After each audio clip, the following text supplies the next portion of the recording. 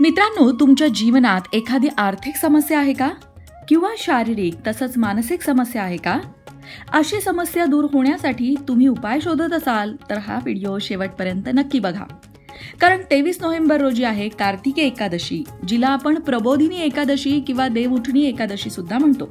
आणि या दिवशी पिंपळाच्या झाडाखाली एक छोटासा उपाय केल्याने आपल्या जीवनातील शारीरिक, मानसिक आणि आर्थिक प्रकारच्या समस्या दूर होतात, असं ज्योतिषशास्त्र सांगतं. पण काय आहे तो उपाय? चला जाणून घेऊया. पण त्याआधी चॅनलला सबस्क्राईब नक्की करा आणि आमच्या फेसबुक पेजलाही फॉलो करा. मंडळी, कार्तिक शुद्ध एकादशी म्हणजेच आषाढ महिन्यात झोपलेल्या भगवंताला 4 महिन्यांच्या दीर्घ झोपेतून उठवण्याचा दिवस. प्रबोधन म्हणजे उठवणं किंवा जागवणं, म्हणून तिला प्रबोधिनी एकादशी असंही नाव आहे. खरं तर भगवंताला जागवणं म्हणजे स्वतःला जागवणं. आपल्यातील राम जागृत व्हावा, आपल्याला जबाबदारीचं भान यावं, हाच या एकादशीचा हेतू आहे. आणि याच एकादशीला काही छोटे छोटे उपाय आपण केले तर ते आपल्या जीवनातल्या समस्या दूर करू शकतात. त्यासाठीच एक पिंपळाचा उपाय सुद्धा आहे. सनातन परंपरेत झाडांना देवाचं दुसरं रूप मानलं जातं. असं मानलं जातं की काही झाडांमध्ये देवता वास करतात. त्यांना हिरवं सोनंही म्हटलं जातं. पिंपळ वृक्ष हिंदू धर्मात अत्यंत पवित्र आणि शुभ मानला जातो, कारण त्यामध्ये भगवान श्रीहरी विष्णू वास्तव्य करतात. भगवान श्रीहरी विष्णूंनी गीतेमध्ये, भगवद्गीतेत स्वतः सांगितलंय की झाडांमध्ये मी पिंपळ वृक्ष आहे. म्हणजेच पिंपळ हा भगवान श्रीहरी विष्णूंचंच रूप आहे.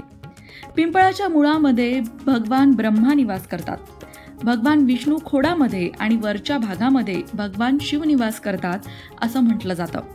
बरं, हा पिंपळ वृक्ष फक्त धार्मिक दृष्टिकोनातूनच नाही तर वनस्पतीशास्त्र आणि आयुर्वेदानुसार सुद्धा अनेक प्रकारे फायदेशीर मानला जातो. म्हणूनच कार्तिकी एकादशीला पिंपळाच्या झाडाला जल अर्पण करून पिंपळाच्या झाडाची पूजा करावी आणि पिंपळाच्या झाडाजवळ एक छोटासा तेलाचा दिवा लावावा.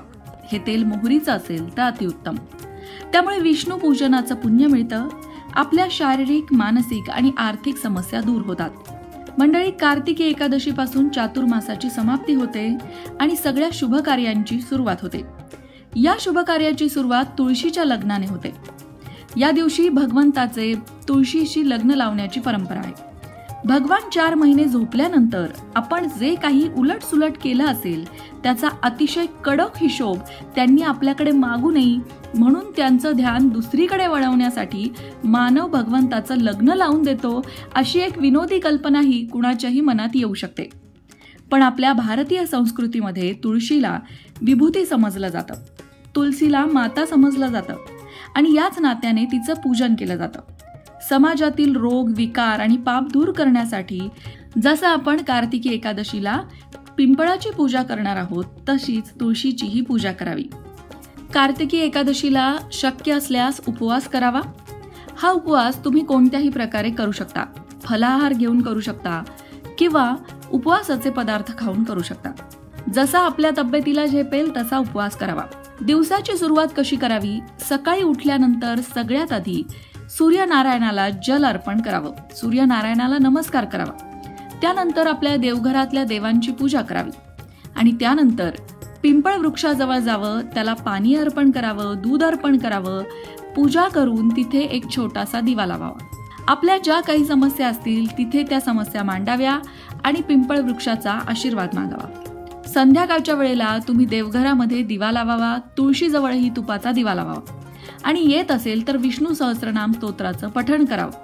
आता जर तुम्हाला विष्णू सहस्त्रनाम म्हणता येत नसेल तर ते स्तोत्र तुम्ही इंटरनेटवर लावू शकता आणि मन लावून ऐकू शकता. किंवा अगदी सोपा उपाय म्हणजे सगळ्यांना म्हणता येतो असा हरिपाठ. संध्याकाळच्या वेळेला हरिपाठ नक्की म्हणा. हरिमुखे म्हणा, हरिमुखे म्हणा, पुण्याची गणना कोण करी. असा प्रत्येक वेळी आपल्या तोंडातनं जेव्हा हरीचं नाम घेतलं जातं तेव्हा आपल्या पापाचा क्षय होत जातो, आपलं पाप कमी होत जातं आणि पुण्य संचय करण्याची सद्बुद्धी ईश्वर आपल्याला देतो.